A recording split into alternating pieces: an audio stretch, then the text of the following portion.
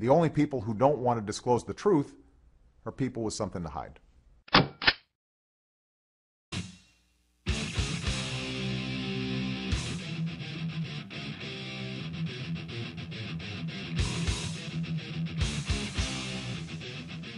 Warning.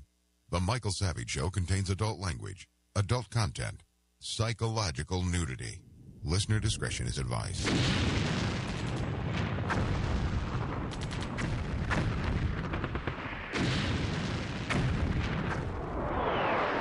And now, America's most exciting radio talk show, The Savage Nation. Here is Michael Savage.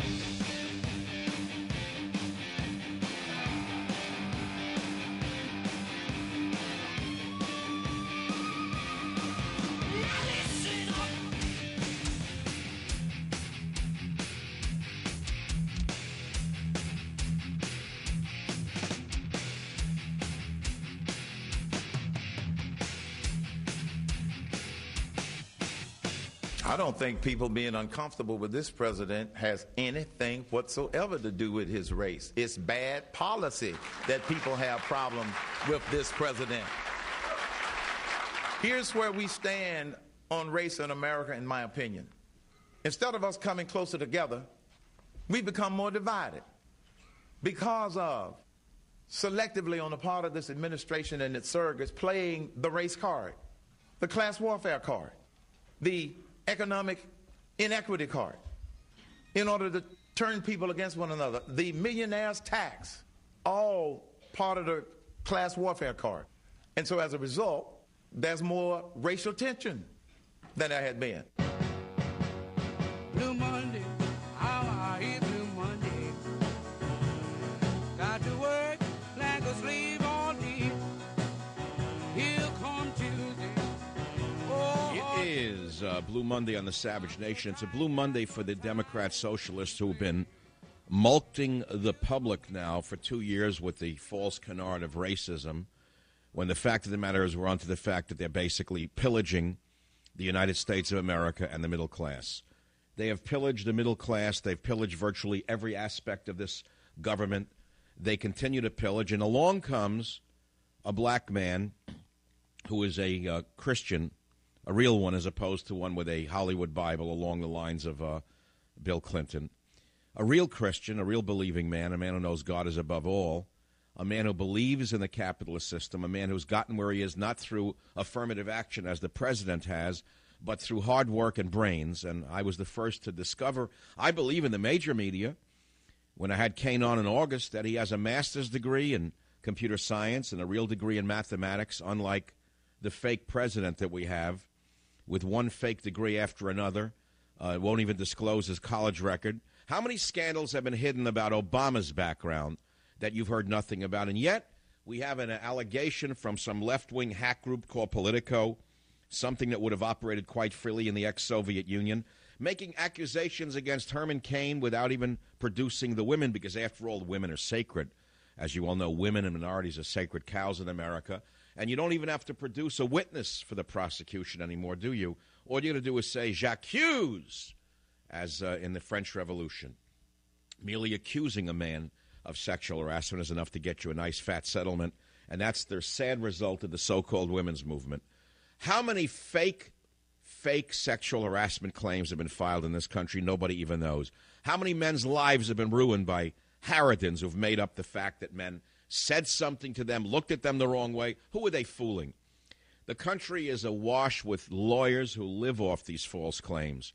So let's say he did say something to some woman somewhere while he was at the National Restaurant Association. Let's take the worst case scenario. Let's take the worst case. He said, God, you're good looking. Can we have a date? Is that a reason to do this to a man? Are you kidding me? That's the worst crime you can come up with against Herman Cain? Now, let me tell you something. This is going to backfire on the scum. This will backfire on the vermin. This has already backfired on Obama and the other machine candidates on the Republican side, because make no mistake about it, this attack on Herman Cain is coming from the Republicans and the Democrats. Why? Because he's a threat to the power structure. He threatens the check pants Republicans like Romney as much as he threatens the Obama socialist gang. And so they've cooked up fake accusations of sexual harassment against him. And the fact is that the site that is doing this should be arrested, as far as I'm concerned, for false charges. And yet talking head after talking head came on the TV today, from the far left, more Soviet nonsense by chicks, to the supposedly a Republican conservative fake news, faux news, breathlessly announcing the so-called accusations against Cain. This is nothing but the radical red racist media at its lowest possible level. And we'll talk about this today. I'm going to ask you, is Cain able, can he win? Is Cain able, can he win? Because, frankly, I think he is going to win. I frankly think that he is so powerful because the truth that Cain is speaking is resonating with the American people. And I can't wait to see a debate between the real Cain versus the President of the United States of America, Barack Obama. Now, Barack Obama is a skilled orator when he has a teleprompter. But I think if you pit one man against the other, the honesty of Cain will come through, and the I would like to say something along the line of facetiousness of Obama, the facile nature of Obama, the complete emptiness of Obama will come through. And I believe that we'll soon see that a man like Obama, who has gotten where he is through affirmative action and through a state bureaucracy that he continues to push, announcing to children that they should consider careers in government, is destroying America, while the other man comes from the private sector.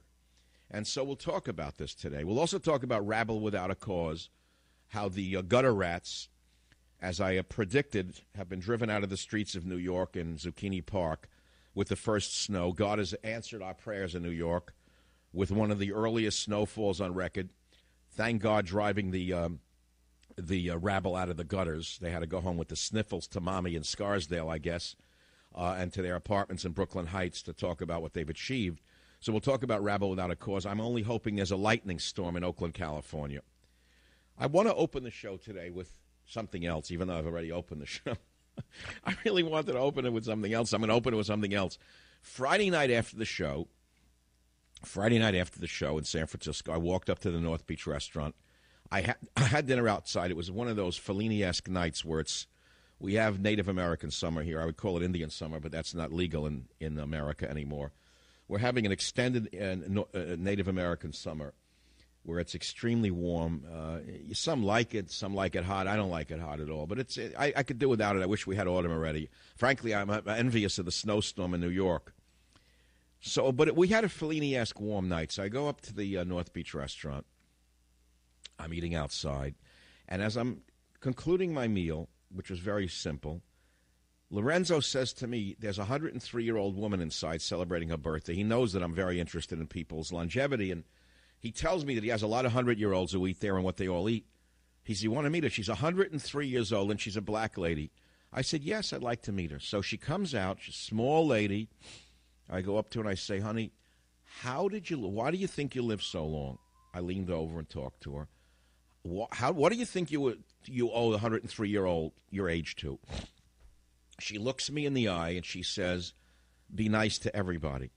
Just be nice to everybody. You hear her answer? It wasn't not smoking. It wasn't low cholesterol food. It wasn't fish oils. It wasn't B6. It wasn't vitamin E. It wasn't some obscure vitamin product that you can only buy whatever. It was be nice to everybody, so she says. Now, I then say to her, do you believe in God? Because I knew what the answer would be. She looked at me like I was deranged, and she said, of course, God rules over all. So I turned to the other two ladies who were with her, and I said to her, who are you? She says, I'm her granddaughter. The granddaughter was 65 years old. So there's a lot of truth to be seen in longevity in terms of attitude. Do I then throw out all of my nutritional knowledge? No, I still take my vitamin E, my massive doses of vitamins, and I watch my diet. I'm just not nice to everybody. That's my problem. So I don't think I'll get to 103, but she did. And she loves Jesus. And she believes in God. And she's very much like Herman Cain, incidentally. In many regards, she's like Herman Cain. I saw Herman Cain last week on the Slimy Limey show. Remember that cretin on MSNBC who's been trying to get me on? What was his name, Beowulf? I forget his name already. Piers Morgan. He's on CNN. I didn't trust him from day one. He has a disgusting mouth.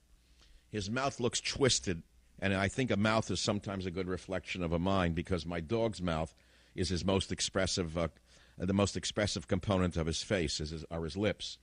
And Piers Morgan's lips are that of a slimy limey, so I refused to go on his show with my book, Abuse of Power, because then we wouldn't talk about my novel. He'd want to try to set me up the way they did Herm Cain. Cain goes on the Slimy Limey show last week or the week before, and right away he tries to smear him with a gay thing. Right away, that's all that's on his mind. Not a threat of terrorism, not the melting economy, not only other problems we have, but right away he becomes a mouthpiece for the radical homosexual movement, and he attacks Herman Cain on the gay issue. And he says to Herman Cain, "How dare you say a thing like that?" He says, "Why, that's like saying you chose to be black instead of being born black." Now, that was provocative, of course, and Herman Cain could have taken it the wrong way and gotten angry, but instead he looked at the man like he was crazed, and he says to him, "Why, that's the silliest thing I ever heard." He laughed at him. And I knew right then and there that Cain could not be moved by slander. I knew that he practices what he preaches, and I knew that he knows how to love even those who hate him. And I knew he'd make a great president, a man who would bring us together as a nation, a man who would bring enemies together, a man who would bring black and white together, unlike Obama, who has used the wedge and race to drive everyone apart. The only people who don't want to disclose the truth are people with something to hide.